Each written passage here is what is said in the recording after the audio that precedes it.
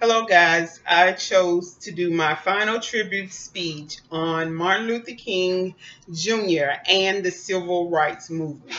Now, the Civil Rights Movement was not just geared for African Americans, it was for all Americans.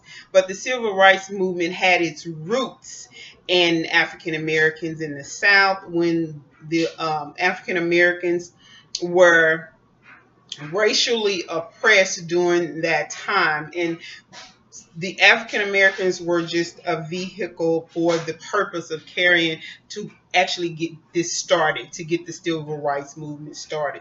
But the rights belong to all Americans. Martin Luther King Jr. was born January the 15th, 1925 in Atlanta, Georgia, but he was really born Michael King. His birth name is Michael King. His father's name is Michael King Sr. But a year after Michael was born, his father had traveled to Germany, and he was so inspired by a Protestant Reformation leader over there in Germany by the name of Martin Luther. So a year after Martin was born, or a year after Michael was born, his father changed his name to Martin Luther, and he changed his son's name to Martin Luther. So I don't know if anybody ever knew that or not, but that is how he got his name, Martin Luther King. So his father changed his name to Martin Luther King because he was inspired by a leader over there in Germany. So we know now that that's why his father changed his name.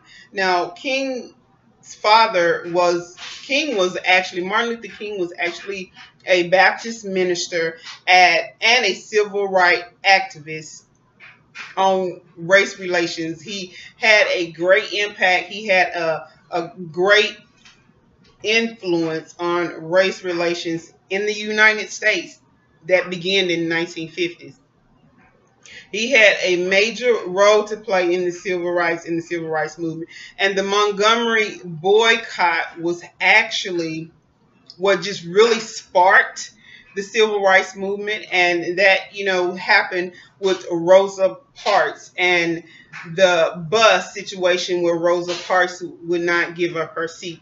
And this is what really sparked the civil rights movement. Actually, today, February the 4th, is Rosa Parks' birthday. She celebrates her birthday today. She would have been 105 years old.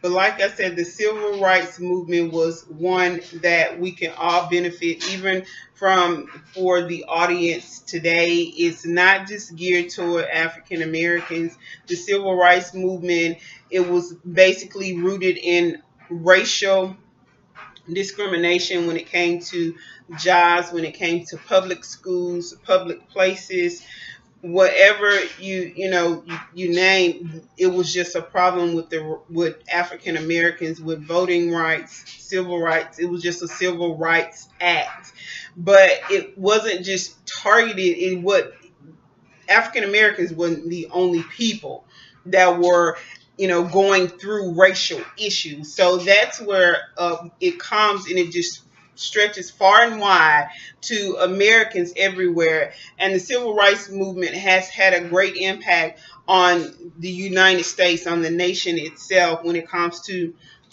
political, when it comes to the economics of it. Civil rights movement is really one of the greatest movements in history.